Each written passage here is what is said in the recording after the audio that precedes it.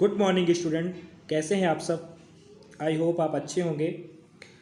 Dear students, आज मैं आपके लिए 3.4 एक्सरसाइज का सलूशन लेके आया हूं और बहुत ही इजी तरीके से और बहुत ही आसानी से आप इसे सॉल्व कर सकते हैं। आप इसे ध्यान से समझेंगे, बहुत ही इजी है। तो चलिए स्टूडेंट्स, हम 3.5 एक्सरसाइज का क्वेश्चन नंबर फर्स्ट पढ़ते हैं। इसमें लिखा हुआ है कि which of following pair of linear equation has unique solution, no solution और infinite many solution. In case there is unique solution find it by using cross multiplication method. कहता है स्टूडेंट्स कि आपको ये जो पेयर दिए गए हैं नीचे, तो इसे पता करना है कि ये कैसे सोल्यूशन है, ये यूनिक है कि नो सोल्यूशन है या इनफिनाइट मैनी सोल्यूशन है। अगर ये यूनिक सोल्यूशन है तो आपको इसका आंसर निकालना है, वो भी किस मेथड से, क्रॉस मल्टीप्लिकेशन मेथड से। बहुत ईजी है स्टूडेंट्स। इसके पहले मैंने आपको 3.1 और 3.2 में यूनिक सोल्यूशन, इनफिनाइट सोल्यूशन और नो सोल्यूशन के बारे में मैंने कुछ बातें बताई थी। आप उन्हीं बातों को यहाँ पे फिर से एक बार अपने ध्यान में ला करके इसे समझेंगे। बहुत ईजी है, बहुत ही आसान है। तो चलिए क्वेश्चन नंबर फर्स्ट हम देखते हैं। क्वेश्चन नंबर फर्स्ट में लिखा है x minus 3y minus 3 is equal to 0 और 3x minus 9y minus 2 is equal to 0। तो चलिए इसका सोल्यूशन हम देख लेंगे। यहाँ पे इसका सोल्यूशन कुछ इस तरह से है डियर स्टूडेंट्स। यहाँ पे आप देख सकते हैं, यहाँ पे क्रॉस मल्टीप्लिकेशन मेथड है, इसको हम बज्र गुणनखंड विधि भी कहते हैं। इसमें आपका एक क्वेश्चन नंबर फर्स्ट लिखा है। इसमें आप सबसे पहले डियर स्टूडेंट्स यहाँ पे आप कंपेयर कर लेंगे, है ना, कि A1 क्या है आपका, B1 क्या है, C1 क्या है, उसी तरह से A2 क्या है, B2 क्या है और C2 क्या है। तो देख सकते हैं आप स्टूडेंट्स, A1 की वैल्यू यहाँ पे 1 है। यहाँ से आप देख लेंगे कि x का कॉफिशिएंट 1 है, इसलिए यहाँ पे A1 हमने 1 को मान लिया है। फिर B1 हमारा -3 होगा, फिर C1 हमारा -3 होगा। ठीक इसी तरह से इस वाले इक्वेशन से हम A2 और B2 और C2 निकाल लेंगे। A2 हमारा 3 हो जाएगा, ठीक है, और B2 हमारा हो जाएगा -9 और C2 हो जाएगा -2। ठीक है स्टूडेंट्स, आपने इसको क्या कर लिया, कंपेयर कर लिया। और कंपेयर करने के बाद अब क्या करेंगे आप यहाँ पे, अब यहाँ पे आप लिखेंगे, है ना, और देखेंगे कि क्या ये सोल्यूशन आपका यूनिक है या मैनी सोल्यूशन है या नो सोल्यूशन है। तो यहाँ पे आप सबसे पहले A1/A2 करेंगे तो क्या हो जाएगा 1/3, B1/B2 करेंगे तो क्या हो जाएगा 3/-3/-9 और उसके बाद C1/C2 करेंगे तो क्या हो जाएगा -3/-2।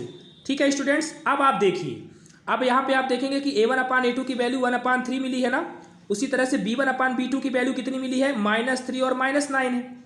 तो ये माइनस से माइनस कैंसिल हो गया और 3 1 जा 3 और 3 3 जा 9, तो इधर भी आपको 1/3 मिल गया। ठीक है ना, इधर C1/C2 है तो C1/C2 की वैल्यू -3 और -2 है। यहाँ से माइनस और माइनस कैंसिल हो जाएगा तो 3/2 मिलेगा। अब ध्यान से देखिए स्टूडेंट्स, आप यहाँ पे A1/A2 की वैल्यू और B1/B2 की वैल्यू सेम है, लेकिन C1/C2 की वैल्यू सेम नहीं है, है ना। तो इसका सलूशन कुछ इस तरह से आप लिखेंगे कि A1/A2 बराबर B1/B2 बराबर नहीं है C1/C2 के, है ना। अब ये कंडीशन मैं आपको पहले ही 3.2 एक्सरसाइज जब पढ़ा रहा था तो बता दिया था कि ऐसी कंडीशन में आप इसको क्या कहेंगे, इसको आप कहेंगे इसका सलूशन नो सलूशन होगा, है ना। इसका सलूशन कैसा होगा, नो सलूशन होगा। क्यों होगा, क्योंकि इसमें A1/A2 B1/B2 के बराबर है, लेकिन ये C1/C2 के बराबर नहीं है। अब इसमें अगर ये नो सोल्यूशन है तो आप इसको क्रॉस मल्टीप्लिकेशन मेथड से सॉल्व नहीं करेंगे। क्यों नहीं करेंगे, क्योंकि आपको उन्हीं क्वेश्चन को सॉल्व करना है जिनका सोल्यूशन यूनिक आए, है ना, अद्वितीय हल आए। अगर उनका सोल्यूशन यूनिक नहीं आता तो आप उसे सॉल्व नहीं करेंगे। ठीक है ना। तो आई होप ये क्वेश्चन नंबर फर्स्ट आपको समझ में आया होगा। बहुत ईजी है स्टूडेंट्स। तो चलिए अब हम क्वेश्चन नंबर 2 देखेंगे, जिसमें क्रॉस मल्टीप्लिकेशन का यूज हुआ है, उसे हम देखेंगे। ठीक है ना। तो चलिए बुक की तरफ चलते हैं। क्वेश्चन नंबर 2 बुक में लिखा हुआ है 2x + y = 5 and 3x + 2y = 8 लिखा हुआ है। ठीक है ना। अब इस इक्वेशन को डियर स्टूडेंट्स हम कुछ इस तरह से बनाएंगे जैसे इक्वेशन नंबर फर्स्ट लिखा हुआ है। कहने का मेरा मतलब है कि इस इक्वेशन को हम इस फॉर्म में बनाएंगे। किस फॉर्म में बनाएंगे, ax² + bx + c = 0। यही फॉर्म आपका लीनियर इक्वेशन इन 2 वेरिएबल का कैसा फॉर्म होता है, जनरल फॉर्म होता है ना। ये कैसा फॉर्म होता है, जनरल फॉर्म होता है। ठीक है ना, एक व्यापक समीकरण इसको आप कह सकते हैं हिंदी में, है ना, एक जनरल फॉर्म, एक व्यापक समीकरण। तो आपको किसी भी linear equation in two variable का जो इक्वेशन होगा आपको उसे इसी इक्वेशन में इसी टाइप में बनाना होगा, है ना, यानी ax² + bx + c, ठीक है ना। तो ठीक इसी तरह से अब हम इसको भी सॉल्व करेंगे, इस इक्वेशन को भी सॉल्व करेंगे। यहाँ पे 2x + y = 5 और 3x + 2y = 8 लिखा है, तो हम ये 5 और इस 8 को इक्वल के इस तरफ लाएंगे, ठीक है ना। तो इसका सोल्यूशन हम स्टूडेंट्स देख लेते हैं। यहाँ पे हमने सॉल्व किया है। यहाँ पे आप देख पाएंगे कि यहाँ पे हमने क्या कर लिया है, 2x + y - 5 = 0 equation number first, and 3x + 2y - 8 = 0 equation number हमारा सेकंड हो गया, ठीक है ना। अब हम इक्वेशन फर्स्ट और इक्वेशन सेकंड से कंपेयर करेंगे, ठीक है ना। जिस तरह से हमने इक्वेशन उसमें क्वेश्चन नंबर फर्स्ट में किया था, है ना, उसी तरह से इसमें भी करेंगे। तो देख लीजिए, यहाँ पे a1 हो गया 2 और a2 हो गया 3, b1 हो गया 1, b2 हो गया 2, c1 हो गया -5 और c2 हो गया -8। अब इसको हम कुछ इस तरह से लिख लेंगे, देन लगा करके कि a1/a2 = 2/3, b1/b2 = 1/2 और c1/c2 = -5/-8। अब आप स्टूडेंट्स यहाँ पे गौर कीजिए, देखिए यहाँ पे a1/a2 2/3 है और b1/b2 1/2 है, यानी यहाँ पे a1/a2 b1/b2 के बराबर नहीं है। और जब a1/a2 b1/b2 के बराबर नहीं होता तब ऐसी कंडीशन क्या कहलाती है, यूनिक सोल्यूशन की कहलाती है। आप यहाँ पे देख सकते हैं ऐसी कंडीशन किसकी कहलाती है, यूनिक सोल्यूशन की। और हमारे क्वेश्चन में भी क्या कहा गया है कि अगर कोई इक्वेशन यूनिक सोल्यूशन है तभी आपको उसका क्या करना है, क्रॉस मल्टीपल करना है। क्या करना है, क्रॉस मल्टीप्लिकेशन, है ना। कब करना है, जब वो सोल्यूशन कैसा हो, यूनिक हो, अद्वितीय हल हो उसका, तभी आप उसका हल निकालेंगे, ठीक है ना। तो चलिए अब हम इसे बज्र गुणनखंड यानी क्रॉस मल्टीप्लिकेशन मेथड से सॉल्व करेंगे। तो चलिए देख लेते हैं।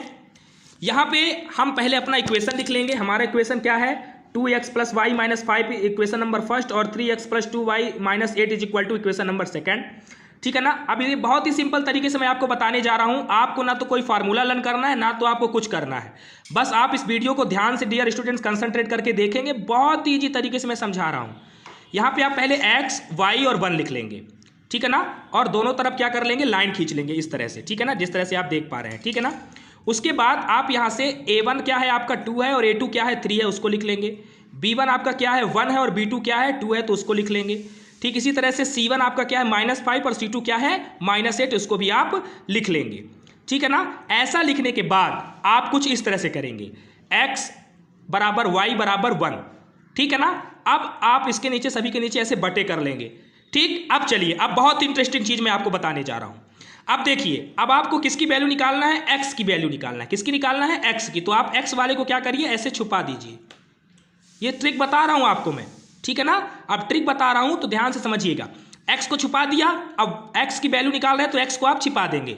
अब देखिए, आपको क्या करना है, आपको 1 का मल्टीप्लाई करना है -8 के साथ, ठीक है ना, और माइनस लगा के 2 का मल्टीप्लाई करना है 5 के साथ, ठीक है। तो यहाँ पे कुछ इस तरह से आएगा, आप देख लीजिए। यहाँ पे जब आपने मल्टीप्लाई किया 1 का -8 के साथ तो -8 आया, माइनस आपको फार्मूले में ही है तो लगाना ही पड़ेगा, और 5 2 = 10 हो जाएगा, माइनस हो जाएगा, ठीक है ना। अब इक्वल फिर से लगा दीजिए। अब आप फिर से देखिए, आपको किसकी वैल्यू निकालना है, y की वैल्यू निकालना है, ठीक है ना। तो y को आप ऐसे छिपा दीजिए, ठीक, ऐसे छिपा दीजिए, ठीक है ना। y को छिपा दिए। y को जैसे ही आप छिपाएंगे तो आपको डायरेक्ट क्या दिखेगा, 5 दिखेगा। क्या दिखेगा, 5। तो -5 का मल्टीप्लाई आपको किसके साथ करना है, 3 के साथ, और -8 का मल्टीप्लाई किसके साथ करना है, 2 के साथ। तो यहाँ पे क्या आ जाएगा, कुछ इस तरह का हो जाएगा, -5 - -16, ठीक है। फिर से इक्वल लगा दीजिए। अब आपको किसकी वैल्यू निकालना है, 1 की। तो 1 को छिपा देंगे। तो 1 को जब छिपा देंगे तो क्या मिलेगा आपको, 2 2 = 4, माइनस लगा के 3 1 = 3। अब इसको सॉल्व कर लेंगे आप। तो x/-8, ये माइनस प्लस हो जाएगा तो 10, y बराबर यहाँ पे क्या हो जाएगा, -15 - +16 हो जाएगा, 1/1, क्योंकि 4 में से 3 जाएगा तो 1 बचेगा, ठीक है ना। अब इसको भी सॉल्व कर लेंगे तो x/2 y बराबर y/1 एंड 1/1 हो जाएगा।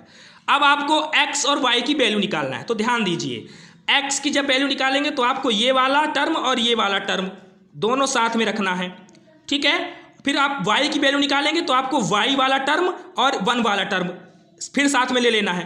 कहने का मतलब मेरा ये है कि आपको x की वैल्यू निकालना है तो भी 1 लेना है, और y की वैल्यू निकालना है तो भी 1 लेना है, ठीक है ना। तो चलिए अब हम यहाँ पे देख लेते हैं। यहाँ पे हो जाएगा x/2 is equal to 1/1, cross multiply कर दीजिए तो x की वैल्यू 2 मिल जाएगी। y/1 इज इक्वल टू 1/1, यहाँ पे क्रॉस मल्टीप्लाई करेंगे तो y की वैल्यू आपको 1 मिल जाएगी।